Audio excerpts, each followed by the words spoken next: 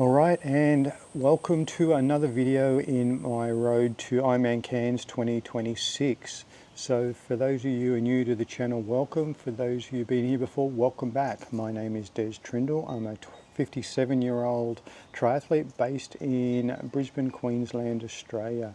Now I make these videos each week which just recaps my journey into Cairns. I do that for a few reasons.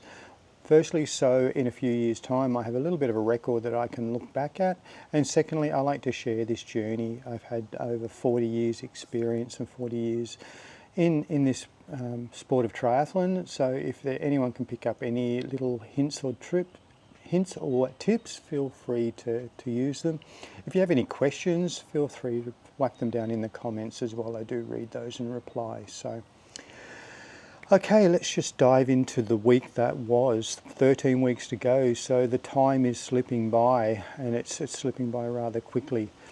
And if you've seen my 14 weeks to go video, that was my build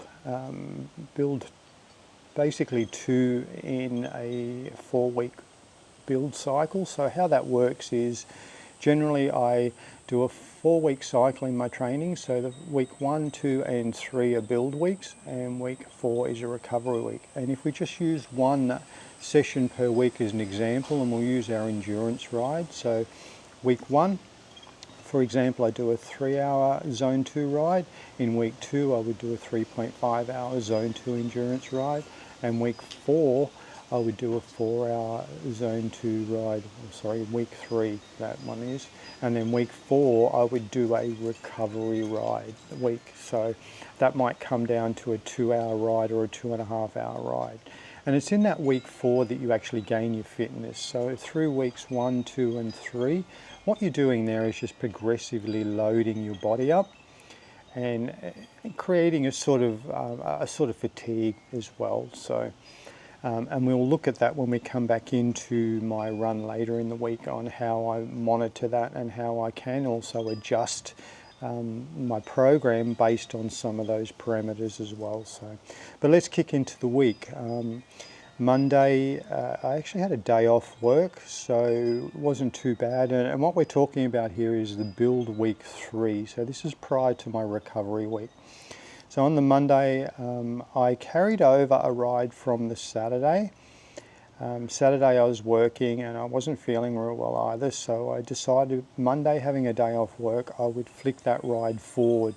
Not ideal, but something I can get away with every now and again. So, and it was a 4-hour zone 2 ride, nothing special about it, just concentrating on staying in that zone 2 and also concentrating on practicing my nutrition. So what I'm doing there is just training that gut, and I'm working that level of carbohydrates each week. So once again I'm doing that on a bit of a build phase as well, and hoping to get that up to around 90 grams per hour by the time I get to Cairns. At the moment I'm running on about 70 grams of carbs per hour, and I'm not coming into any sort of any issues with that whatsoever. So rolling into Tuesday.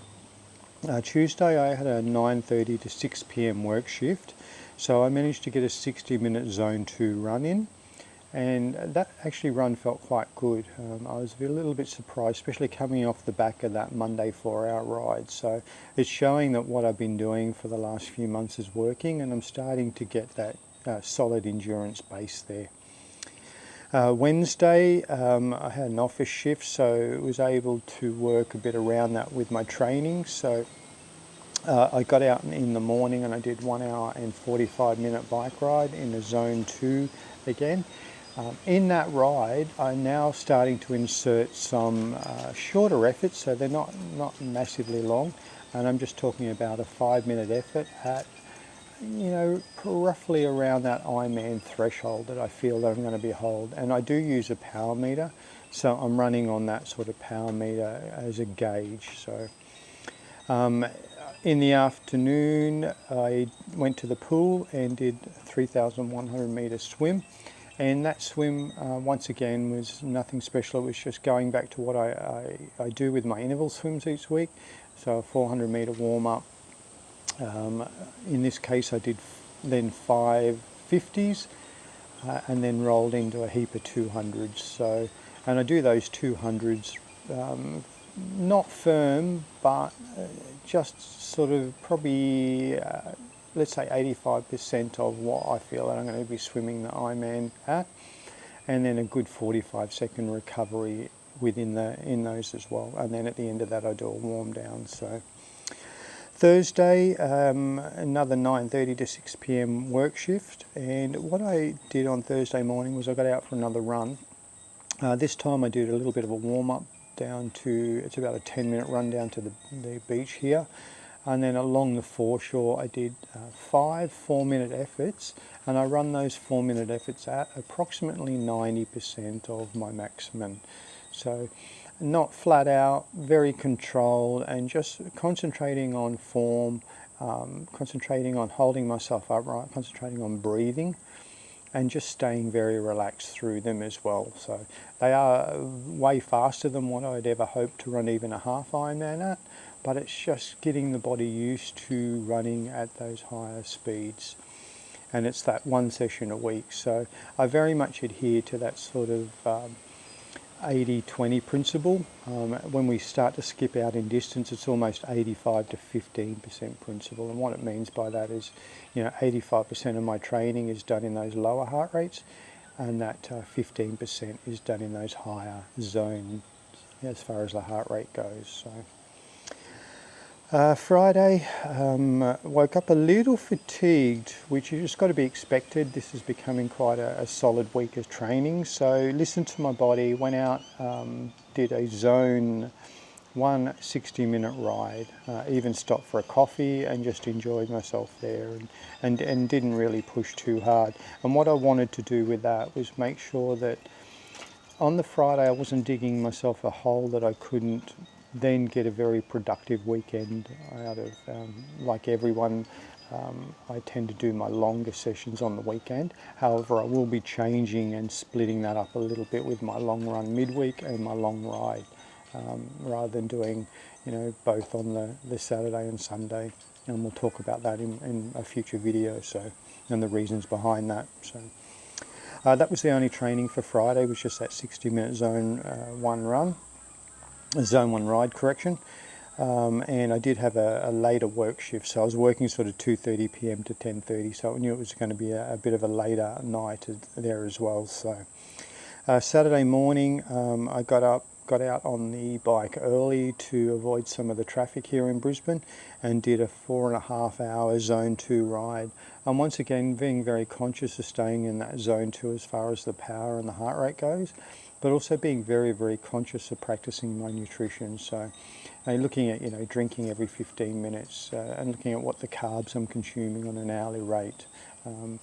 I also sort of introduced a bit more of a solid this week as well, just to have something to chew on. Now we're sort of getting over that sort of 4 hours, rather than just having, gels and things like that, liquids that whole time. So ride went fairly well. I was a little fatigued at the end of it, which you've got to be expected, and I probably should have got a photo because it's quite funny. I was sort of sitting there thinking, now I'm supposed to go out and run when we get to Cairns, and because I did actually feel a bit shattered, I will be honest about that. So Sunday morning I woke up, and one of the things I do in the morning is I bring up my data in the morning first thing. So I know what my training is going to be, but I want to look at how my heart rate variability is, how my resting pulse is, because these are all indicators of how your body is handling the load. Also look at things like my sleep score, how much sleep I got the night before. And then what I do with that data is I put that data into ChatGPT, and I just take screenshots of the data, I upload it to that, I say to ChatGPT, this is my training for the day that I'm planning to do, this is my current heart rate variation and the heart rate variability and things like that, how am I looking for my training? And it will give me some feedback, which is sort of like having an on-demand coach, I guess you could say. But what it did come back and said, look, I was planning a 2-hour run, and it said, yeah, sort of amber light on the 2-hour run, But if you're going out and you're feeling that your heart rate's creeping up, especially around that 1 hour mark, and you're starting to get heart rate sort of shifting, then maybe shorten it back. And that's what I actually did with the Sunday run. I ended up bringing it back to a zone 2 run of just 1 hour and 30 minutes. So being very mindful that we're still 13 weeks out. I don't want to dig a massive hole for myself, and I don't also want to be running into a point where I'm not able to hold my form, and then I'm starting to get little injuries, little twinges in your knees and things like that as well. The runs will go out a bit more than that over the next few weeks, but we've got to be conscious of that as well. So my second session for the Monday was it was meant to be a 3,000 metre swim. It ended up being 3,100 metres again because I can't count. And what I did with that swim is I started introducing my wetsuit. So one of the advantages I have up here is that we have a 50 metre indoor heated pool. Now that pool's heated to 28 degrees. So when we go to Cairns, wetsuits are going to be mandatory up there because of, it's not the box jellyfish season, but they still want you to wear them just in case. And the water is warmer up there. So a lot of people do talk about that get used to sort of putting your head down, letting water come into the back of the wetsuit, things like that, to just try to keep yourself a little bit cooler during the swim. So I'm now starting to introduce that swim, every week or every other week, that will be in wetsuit in the pool. And the idea of that is just to start getting that heat acclimatation in. I don't want to be getting out of the swim in Cairns already fried heat-wise. And I found this summer I'm not handling the heat as well as I used to when I was a bit younger, so I've got to be conscious of that as well. And that finished my training off for the week. So that wasn't too bad a week. I ended up with about 17 hours for the week, and that, as I said, was my week 3 in the 1, 2, 3 builds. And now we roll into a bit of a recovery week, which is the week 4. And at the end of that recovery week, we're going to have a little bit of a hit out in, I think it's race 5 or 6 in the Queensland Tri-Series at Raby Bay. So I look forward to letting you know how that goes in that next video recap. So anyway, that was my week. If you have any questions, please feel free to pop them down in the comments. Like I said earlier, I do appreciate those, and I do get back to people. If you've made it this far in the video, obviously thank you for watching. If you're subscribed already, thank you again. If you haven't, you know the drill. And until the next video, stay safe out there, guys. Bye.